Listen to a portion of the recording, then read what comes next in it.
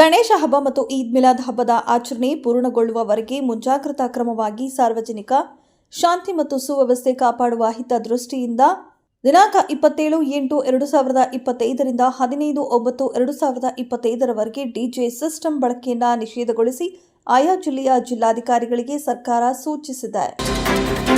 ದಸರಾ ಜಂಬೂ ಸವಾರಿಗೆ 51 ದಿನಗಳಷ್ಟೇ ಬಾಕಿ ಇದ್ದು ಅಂಬಾರಿ ಆನೆ ಅಭಿಮನ್ಯು ನೇತೃತ್ವದ 9 ಆನೆಗಳಿಗೆ ಮಂಗಳವಾರ ತಾಲೀಮು ಆರಂಭವಾಯಿತು. ಸಾಮಾನ್ಯವಾಗಿ ದಿನದಿಂದ ದಿನಕ್ಕೆ ನಡಿಗೆಯ ದೂರವನ್ನು ಹೆಚ್ಚಿಸಲಾಗುತ್ತದೆ. ಸೋಮವಾರ ತೂಕ ಪರೀಕ್ಷೆಗೆ 2 ಕಿಲೋಮೀಟರ್ ದೂರದ ಧನ್ವಂತರಿ ರಸ್ತೆಯ ಸಾಯಿರಾಮ್ ಎಲೆಕ್ಟ್ರಾನಿಕ್ ವೇ ಬ್ರಿಡ್ಜ್ಗೆ ಹೆಜ್ಜೆ ಹಾಕಿದ್ದ ಆನೆಗಳು ತಾಲೀಮಿನ ಮೊದಲ ದಿನ ಆರ್ಎಂಸಿ ವೃತ್ತದವರೆಗೆ ಕ್ರಮಿಸಿ ವಾಪಸ್ಸಾದವು. ರಾಜ್ಯದ ವಿವಿಧೆಡೆ ಗೋವುಗಳ ಹತ್ಯೆ, ಕೆಚ್ಚಲು ಕತ್ತರಿಸುವಂತಹ ಅಮಾನುಷ ಕೃತ್ಯಗಳು ನಡೆಯುತ್ತಿದ್ದು ಬಹು ಸಂಖ್ಯಾತ ಹಿಂದೂಗಳ ಭಾವನೆ ಕೆರಳಿಸುವ ಹುನ್ನಾರ ನಡೆಯುತ್ತಿದೆ. ರಾಜ್ಯ ಸರ್ಕಾರ ಇಂತಹ ಪ್ರಕರಣ ಗಂಭೀರವಾಗಿ ಪರಿಗಣಿಸಿ ವಿಕೃತಿ ಮೆರೆಯುವವರನ್ನ ಬಂಧಿಸಿ ಅವರ ಮೇಲೆ ಕಾನೂನು ರೀತಿ ಕ್ರಮ ಕೈಗೊಳ್ಳಬೇಕು ಎಂದು ಬಿಜೆಪಿ ಸದಸ್ಯ ಸಿಟಿ ರವಿ ಆಗ್ರಹಿಸಿದರು. ಅನಾಲಿಟಿಕ್ಸ್ ಇಂಡಿಯಾ ಮ್ಯಾಗಜಿನ್ ನಡೆಸಿದ ಆರ್ಟಿಫಿಷಿಯಲ್ ಇಂಟೆಲಿಜೆನ್ಸ್ ವಲಯದ ಭಾರತದ 100 ಪ್ರಭಾವಿ ವ್ಯಕ್ತಿಗಳ ಪಟ್ಟಿಯಲ್ಲಿ ಐಟಿ ಮತ್ತು ಬಿಟಿ ಸಚಿವ ಪ್ರಿಯಾಂಕ್ ಖರ್ಗೆ 9ನೇ ಸ್ಥಾನ ಪಡೆದಿದ್ದಾರೆ. ಕೇಂದ್ರ ಸಚಿವ ಪಿಯೂಷ್ ಗೋಯಲ್, ತೆಲಂಗಾಣ ಐಟಿ ಮತ್ತು ಬಿಟಿ ಸಚಿವ ಡಿ. ಶ್ರೀಧರ್ ಬಾಬು ಕೂಡ ಪ್ರಭಾವಿ ವ್ಯಕ್ತಿಗಳ ಪಟ್ಟಿಯಲ್ಲಿರುವ ಪ್ರಮುಖರು.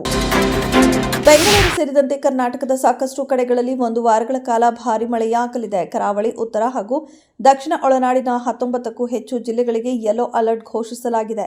ಆಗಸ್ಟ್ 19ರಿಂದ ಕರಾವಳಿಯಲ್ಲಿ ಮಳೆಯ ಪ್ರಮಾಣ ಹೆಚ್ಚಾಗಲಿದೆ.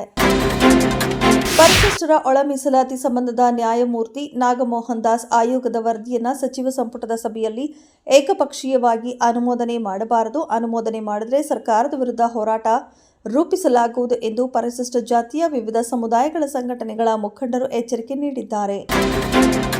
ಆಗಸ್ಟ್ 14ನ್ನ ದೇಶ ವಿಭಜನೆಯ ದುರಂತ ದಿನವನ್ನಾಗಿ ಆಚರಿಸುವಂತೆ ಕೇರಳದ ವಿವಿಗಳಿಗೆ ರಾಜ್ಯಪಾಲರಿಂದ ಸುತ್ತೋಲೆ ಜಾರಿಯಾಗಿದ್ದು ರಾಜಕೀಯ ತಿಕ್ಕಾಟಕ್ಕೆ ಕಾರಣವಾಗಿದೆ. ಜನರಿಂದ ಆಯ್ಕೆಯಾದ ಸಚಿವ ಸಂಪುಟದ ಅನುಮೋದನೆ ಪಡೆಯದೆ ಸುತ್ತೋಲೆ ಹೊರಡಿಸುವ ರಾಜ್ಯಪಾಲ ರಾಜೇಂದ್ರ ವಿಶ್ವನಾಥ್ ಆರ್ಲೇಕರ್ ಅವರ ಅಧಿಕಾರವನ್ನು ರಾಜ್ಯ ಶಿಕ್ಷಣ ಸಚಿವ ವಿ. ಶಿವನ್ಕುಟ್ಟಿ ಪ್ರಶ್ನಿಸಿದ್ದಾರೆ.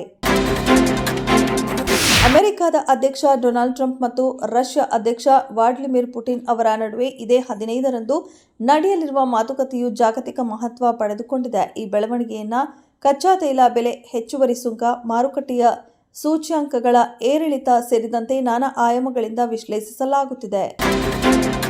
ಭಾರತದ ಮಾಜಿ ಕ್ರಿಕೆಟಿಗ ಸುರೇಶ್ ರೈನಾ ಅವರಿಗೆ ಜಾರಿ ನಿರ್ದೇಶನಾಲಯ ಸಮನ್ಸ್ ಜಾರಿ ಮಾಡಿದೆ. ಅಕ್ರಮ ಬೆಟ್ಟಿಂಗ್ ಆ್ಯಪ್ಗಳು ಮತ್ತು ಪ್ಲಾಟ್ಫಾರ್ಮ್ಗಳ ಮೇಲಿನ ವ್ಯಾಪಕ ಕ್ರಮದ ಭಾಗವಾಗಿ ಈ ಸಮನ್ಸ್ ಬಂದಿದೆ. ಅಕ್ರಮ ಬೆಟ್ಟಿಂಗ್ ವೇದಿಕೆಗಳ ತನಿಖೆಗೆ ಸಂಬಂಧಿಸಿದಂತೆ ಅವರನ್ನು ಇಂದು ದೆಹಲಿ ಕಚೇರಿಗೆ ಕರೆಸಲಾಗಿದೆ. ರ್ಯಾಪ್ ಸಾಂಗ್ಗಳಿಂದಲೇ ಜನಪ್ರಿಯರಾದ ಚಂದನ್ ಶೆಟ್ಟಿ ಸದ್ಯ ಗೀತೆಯೊಂದಕ್ಕಾಗಿ ಕ್ರಿಕೆಟಿಗ ಕ್ರಿಸ್ ಗೇಲ್ ಜೊತೆ ಕೈಜೋಡಿಸಿದ್ದಾರೆ. ಈ ಬಗ್ಗೆ ಕ್ರಿಸ್ ಗೇಲ್ ತಮ್ಮ ಸಾಮಾಜಿಕ ಜಾಲತಾಣದಲ್ಲಿ ವಿಡಿಯೋ ಹಂಚಿಕೊಂಡಿದ್ದು ಅದರಲ್ಲಿ ಚಂದನ್ ಶೆಟ್ಟಿಯನ್ನ ರಾಕ್ ಸ್ಟಾರ್ ಎಂದು ಬಣ್ಣಿಸಿದ್ದಾರೆ.